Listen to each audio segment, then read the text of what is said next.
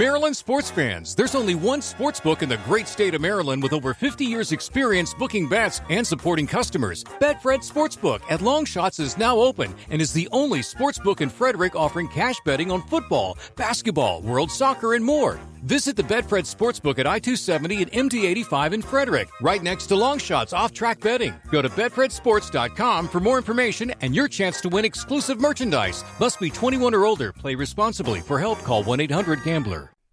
This is Jack Devil from Half Past Dead, and you're listening to The Loud Spot with Sebastian. Oh, no! Oh, boy! Ah, here it comes! The motherfucking Loud Spot! That's right, you're listening to the almighty Hot Zone! Doing the intro to the Loud Spot podcast! You're goddamn right! We're doing intros for podcasts now! And if you don't like it, you can suck the entire circumference of one... Wayne Tretzky with the squeals and the drops. P1E goes hard till it pops. Cannonball, don't trust a cop. Johnny Spotswood just don't know when to stop. Yeah, and if you don't like it, you better take your ass up to the snooty box, cause this is the Loud Spot. Okay, see you later. What's up, everybody? Welcome to the Loud Spot. I'm your host, Sebastian Cosme, right out of Oklahoma City, hanging out with Jack Devil and Kai. What's up, guys? What's up, man? So Jack Devil is the guitar player for Half Past Dead. We had him on the podcast the other night, and Kai's kind of his right-hand man, and he sells merch and stuff like that for them. We're going to get right into it with the question. So, Jack, what is the most difficult time you've had at a concert? I think the listeners want to know, like, what's like the most difficult concert you've ever played? Well, the boys call it the show that shall not be named. It was the Catawba show called Loud Without Purpose. And it was my first show with them. It was just when I got hired by them, and we were so stoked for it. However, there's a lot of technical issues that weren't our fault. It was the stage manager's fault. Ear monitors weren't working. I couldn't hear the vocals or the bass. I couldn't even hear my guitar. And it was just a nightmare to begin with. So we just kept trying to put everything, all we had, into that show. And it was still hell, but we made it through. You just got to do what you can, you know? And I think a lot of people take for granted the people that sell merch at the show. And that's kind of what Kai does. And you set up the merch table and the shirts and the stickers or whatever you got, the CDs. Is there any issues that when you're on that side of the band, like selling the merch, are there issues with that at all? Yeah, so there are a few issues. One of the biggest ones is the bands that are performing before us. Depending on how they put their light into the eyes of the people in this behind, watching, they may leave, they may lose interest in any merch, and that makes it hard for me to pull them in. Sometimes I walk around, kind of talk them up, or even try to get, Ethan to mention the merchandise while I'm back there trying to get everything set up. Right. So do you think the band on stage should always mention that they're selling merch and kind of point out where their merch table is or what's going, like draw them to you? Not all the time, depending on how it is, especially when they have the perfect night. It's like they kind of swarm in. So it's not too difficult, but mentioning it makes it a little easier. Do you travel? Do you travel with the band, like on every concert they go to? Like, are you always like right there with them? I'm always right there with them whenever they need me. That's awesome. So, if let's say, because you guys, where are you guys based out of again? Richmond, Virginia. Virginia, yeah. So when you play, like, if they cross state lines, do you also follow them over state lines? Yeah, I would follow them. I just take some time off of work. It's cool. It's cool to have a right-hand man that does that for you. I can tell you guys have been friends for a long time just by the way you guys are sitting. You guys look like you belong together. Yeah, what, about 3.5, 4 years now? Yeah. And you guys are fairly young, so 3.5, 4 years is kind of a long time. That would mean like, sophomore year in high school? Basically. Yeah.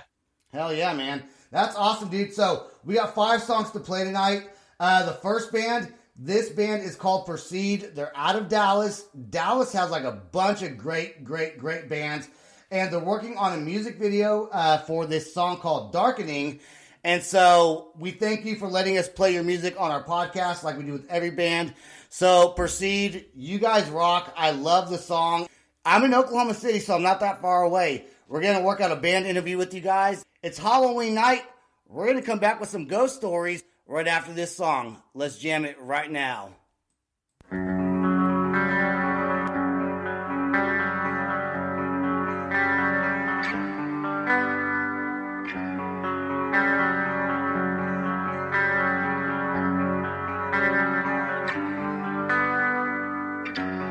How do I hope to find my reason to stand, knowing there's not enough time?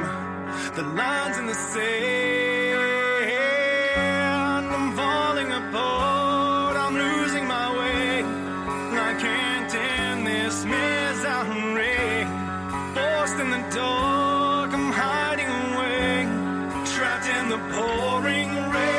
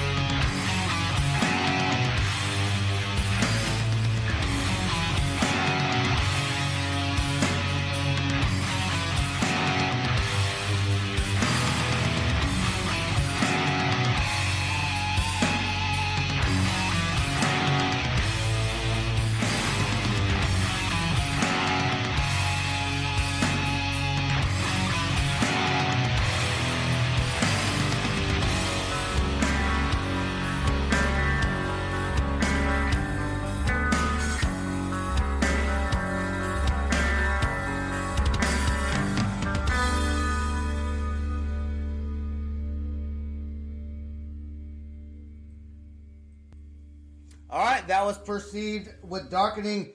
Great tune, guys. Man, okay, how is Halloween going for you two over there in Virginia? Well, it's quiet. I still haven't found any razor blades in my candy, so I'm still looking forward to that. Do people still put do people still check for razor blades in candy? Not that I know of, but I always look forward to it because it tells me someone likes me enough to take the time to put a razor in my food. I mean, you could put it in poison, you could do anything with it, but putting a razor blade, you gotta have very, very tedious hands to open the wrapper, put it in, make sure no one can see it, and then close it. And I'm like, oh, they do care. Dude, when I was a kid, I remember my mom going through every piece of candy to check for razor blades, and not one time was there ever anything weird in a piece of candy, but I could have sworn one of my friends growing up named Roland, I think they found like a needle in like their Tootsie Roll. Like, who the fuck does that? Like, why would you do that? Why would you do that? That's some Ted Bundy shit. I don't know. That is absolutely crazy. Hey, Kai, I want to go back to something that you mentioned while the song was playing when we were talking a little bit. We were talking about, when you sell merchandise, how important that is, because you're not just selling the music, you're selling the merch, because when someone has the t-shirt or like the album or a pin or a sticker, they actually want to go back and listen to that band again because now they have something of the band. So, that's so important and I love when a lot of bands, they'll send me like a shirt or something like that. And it's almost like I like them a little bit more just because I have something of theirs that reminds me of them. And so then I want to check out what they're doing. It just keeps their image stuck in their head, And sometimes they even talk about the band, get more people to come around. Absolutely, man. So your job is important. I want to touch base with that one last time before we moved on. I do want to ask Jack, though, about any stories that you've had in a graveyard. Well, I have a lot, but there's one that sticks to me the most and haunts me to this day. I grew up in a broken home, and there's a lot of times where my dad was always a drug addict and would lock us out of the house for like 5 to 6 hours. And we lived on an area where there was a church and a playground. Well, beside the church was a graveyard that we had to pass through.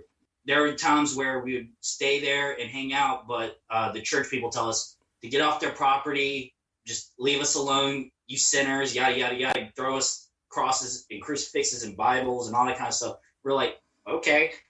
So we just started staring at the graveyard and just reading the names off. And that's how I got out of third grade. There was one name I read. It was Henry something. It just felt off to me at first. And then right when I said it out loud, church bells rang 3 times exactly and just stopped. Like the bells froze or something. I said, that was weird. And the wind started blowing. And my sister said, we need to get out of here. I don't feel comfortable right now. Everything is straight. So we just sat in our house for about 2 hours. And then we finally were able to come in and we had to do our chores. Me and my sister were doing the dishes and wiping the tables off. We were putting the clean wine glasses on the wine rack. She asked me, so what was that name that you just felt uncomfortable about? I said, I think it was Henry blank. She just turned around and all you saw was a glass just drop off the wine rack. Wow. And shatter, and it cut her arm. That looked like someone just threw it down, and she said, fucking hurts. And she was bleeding everywhere. She didn't have to get stitches, but it was bleeding enough to where it concerned my mom. Do you think that growing up in a broken home made you a better guitar player? I got a lot of pent up aggression out of it, so yeah. Yeah, that's you hear a lot of that of people growing up, in rough situations and becoming like just focusing on their music, and that's why music is so passionate, man. But that graveyard story, dude, like that's fucking nuts. Yeah, and the worst part about it ended up later that night. Everyone was asleep. My sister, my brother, my mom, my dad, and my younger brother. We were just sleeping in the same room.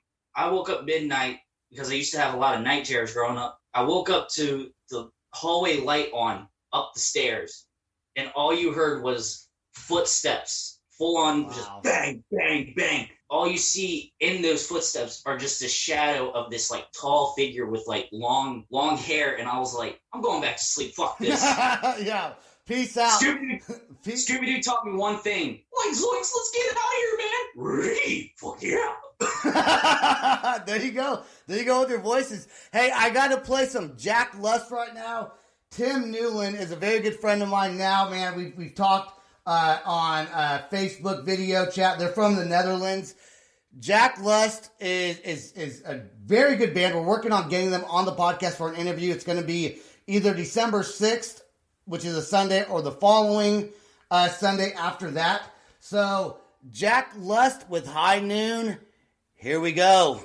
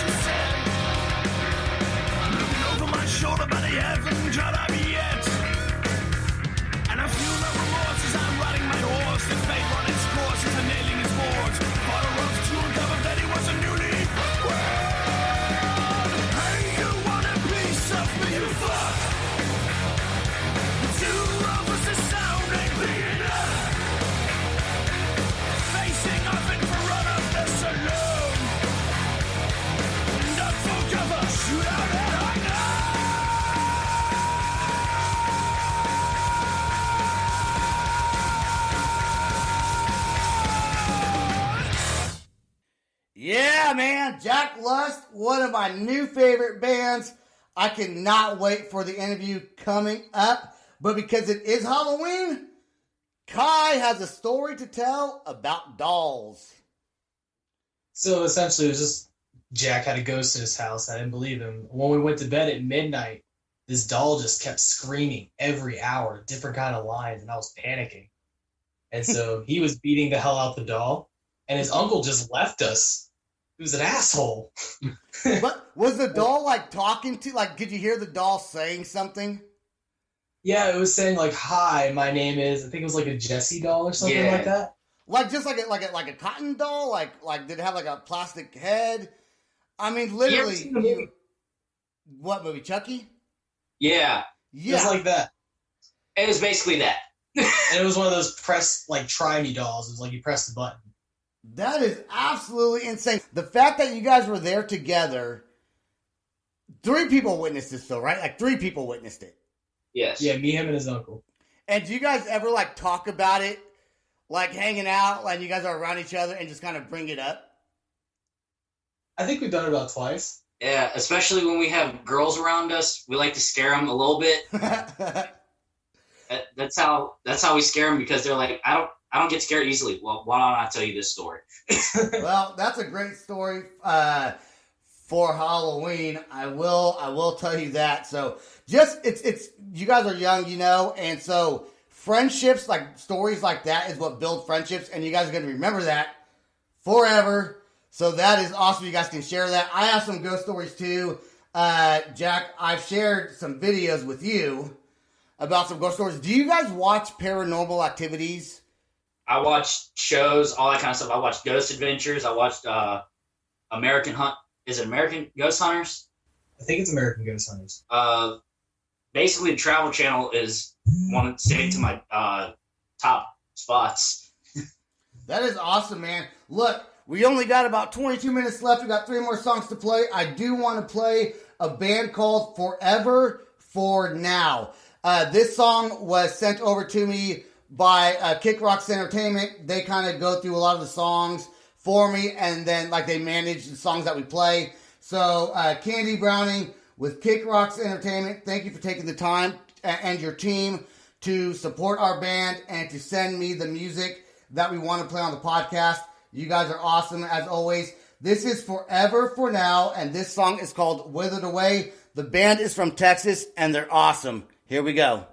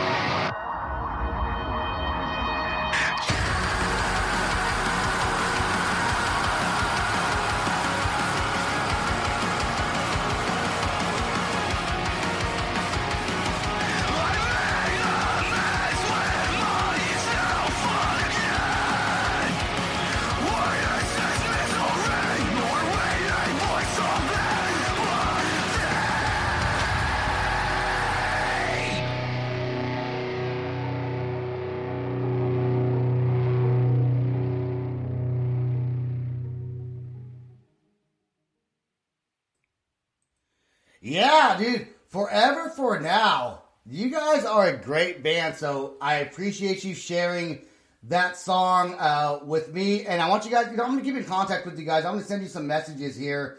Maybe figure something out. You guys rock it, man. I'd love to hear more of your music. Jack, I do want to say one thing, man.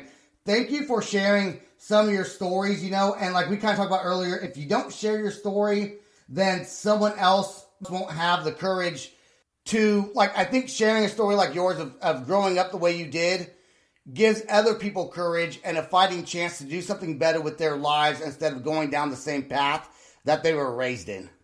Exactly. I'm a firm believer in that because a lot of times I've been to conventions and stuff after getting out of that abuse where there are people that were still stuck in it that tried to leave. But the person who's the abuser is like murderous and clinically insane, and they feel like that's their whole life. Well, when you hear musicians and their stories, just like with my story, I heard Nikki Sixx's story with a broken mom, even Slim Shady or Eminem.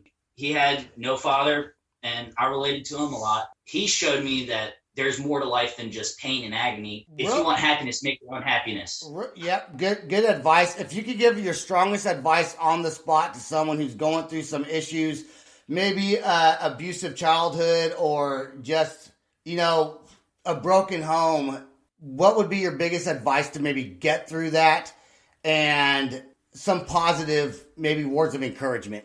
Well, first of all, and this is the biggest thing, it's none of their faults. A lot of times people are blamed for it that they didn't even do. They just had the short end of a stick. And the best advice I can give is it's not your fault. What you do is focus on the light at that tunnel. You can't swallow yourself in that darkness or you'll become that darkness. Yeah, that's right. And I think that music is a great, great outlet for people that are going through situations like that, man. I love that you shared your story. I know it's Halloween and we're kind of talking about a lot of different things, but I think that's a very important subject to touch on. So I thank you for sharing that. And right now, I do want to play Word Problems. This song is kind of fitting. It's called Screw Loose Behavior. It's not really fitting, but it kind of fits. And Zach Martin is one of my really, really good friends. This band's out of Georgia. They sent me some merchandise. Word Problems is awesome. We're going to play them right now, and then we're going to go back to a little bit of a story, and then we're going to finish it up with the band from Russia. So here we go with Screw Loose Behavior. That's the name of the song, and the band is called Word Problems. Here we go.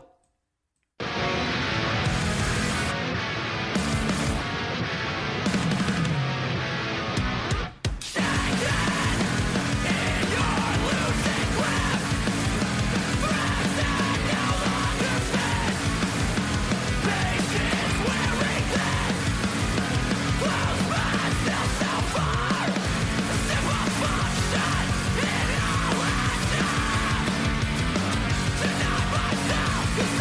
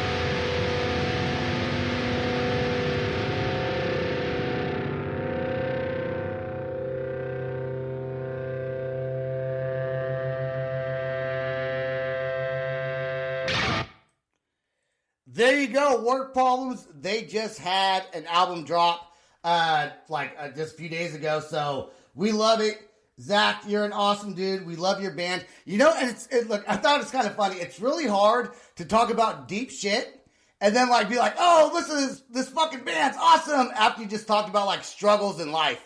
But that's what you kind of got to do when you're doing a podcast. You only got 45 minutes, you know? Yeah, I always liked, it's kind of like a comic relief thing because everything is always so heavy all the time, but then you get that one thing about it. And I always laugh when it goes to I almost died from being abused for 23 years. We'll get right back to that after these commercials. Right? I know. So I don't know, man. But look, Work Problems is awesome, and I do also thank you for sharing your story on our platform. One thing I got to ask you real quick, and you've talked about before. You've done some interviews with some radio stations with Half Past Dead. And, I guess there's good interviews with the band and there's bad interviews. What's the worst thing that's happened to you during an interview? Well, this interview wasn't even when I was with Half Past Dead. It was kind of just I was in this weird shithole band and I was doing it myself. They asked me to come join this dude. I won't name his name because he did get better, but it was when he just started out. He just kept repeating himself, and saying things that he already just was ignoring. And I got angry about that, and it got very south very quick. Uh-oh. And I hate when people don't show me the respect to show me that they will listen and they've already done their research. I already know you've done your research on Half Past Dead, me. You talked to me for hours before this thing began. But this dude wasn't prepared for anything, didn't even know who I was. He didn't even think I was on the interview yet. He didn't know I was Jack Devil. You don't fuck with Jack Devil, I'll tell you that right now, motherfuckers. No, it's like Bill and Sommel. Dude, I'm not racist. I do want to say one thing before we play this last song. I said it before and I'll say it again. You shred on the guitar, man, for being 20 years old. You are really, really, really just a fantastic guitar player. And I think a lot of that comes from a deeper piece inside of you, which you bring out through your music, and it winds up being something, beautiful, I guess you could say. You've sent me some of your clips. I'm like, Jesus Christ, man, some of the shreds that you do is no wonder everyone wants you in their band. Because you're good. You're good, Thanks, man. You're good. Last band I want to play is called, and I think I'm saying it right, and I know I am because he actually sent it to me on Facebook Messenger. He said it. This band is called Atpharkfall. They are Russian based. This song is called Voice of Hunger. So these guys are cool, man. Keep on sending the music, guys. We have a lot of German bands. We have Russian bands. We have Australian bands that we're going to be playing next month. I love doing the band interviews. They're so fun. So this is Atpharkfall. If you want to find them, they're on Facebook. It's Atpharkfall. Atpharkfall. And the song is called, once again, Voice of Hunger. Here we go.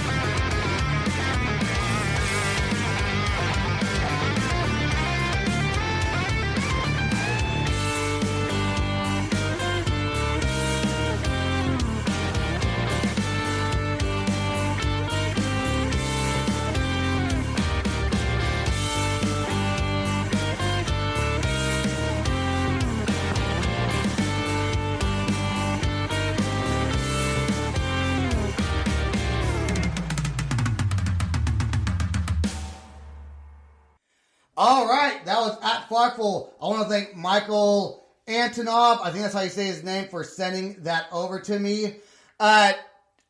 Before you guys say it, I'm going to say your guys' friendship is like herpes. Pretty much hard to get rid of. Basically. I heard you guys talking about that. I'm like, I'm going to say that before you guys say it. that is funny, though. Jack, I do want you to quickly talk about where your next show is going to be, the date, and where they can find your live concert. Well, we're playing December 12th. We're headlining the show. I don't know all the bands, but I know Sight of Suffering's one of them. Rain something. I don't remember the name, but they're all good bands. We're playing at Casey's Music Alley. Perfect. I believe 10 o'clock at night. Yeah, 10. Yeah, and Kai's going to be there selling the merchandise because you guys go everywhere together. That is so cool. Do you have, Jack, I know you want to give a shout out to someone. Who is that? It is David Lane. Going back to Broken Homes, he does a lot of things for mental health and depression. And he does these horror conventions where he asked me to come one day where I got to meet Ari Lehman, and it was a hell of a show. And he asked Half Past Dead to perform a show at Another Round Bar and Grill. And he's just the sweetest dude, and I can't say nothing bad about him. That's awesome, man. That's awesome. Hey, I do want to give a shout out to all the bands tonight. Proceed, Jacklust, Forever for Now, Ward Problems, Atpharkfall. I love all the songs. I love the music. Keep it coming. Shout out to Kick Rocks Entertainment, Candy Browning. You are very awesome. And so I look forward to see what Half Past Dead does. I look forward to see how you guys grow. I look forward to see how Kai can grow with you guys as your merchandise. Like, is there a merchandise manager? Does that exist? Well, Ethan's the head. I call him Big Boss Man. Yeah. Ethan's the manager, but he kind of take care of the pricing. I just kind of sell, keep track of the money. That's cool, man. Well, hey, thanks for everyone who listens to The Loud Spot. Thanks for everybody who supports us. And we are going to end this podcast right now. Peace out. Talk to everybody soon. Bye. Bye.